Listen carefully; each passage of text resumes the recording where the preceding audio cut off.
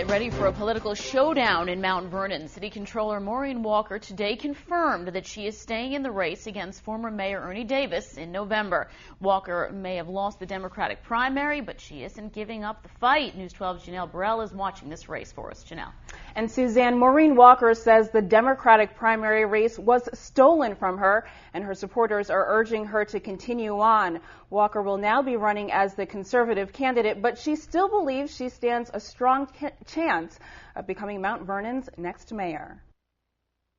Because we firmly believe that this race was stolen from us. And now Maureen Walker is on a quest to reclaim what she says is rightfully hers, taking Ernie Davis head-on to become the next mayor of Mt Vernon. Davis beat out Walker in last month's Democratic primary by 101 votes, but her name will remain on the conservative line on November's ballot, and she's now relaunching her campaign, convinced voters will see beyond party lines. They are not going to go with someone who has had a administration of corruption and crime, and somebody who's basically a crook as Ernie Davis is.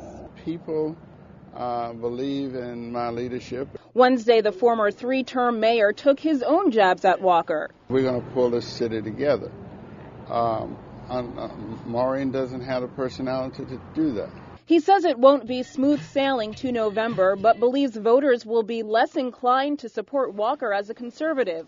News 12 political analyst Tony Sayegh disagrees. I do think if Maureen Walker does focus on this election and actively campaigns, the name of the line is not going to matter. People will vote for the candidate.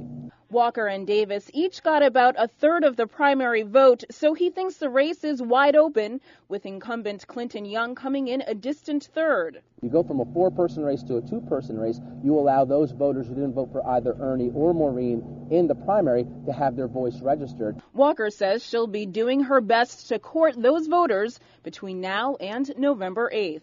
I think we stand a very good chance.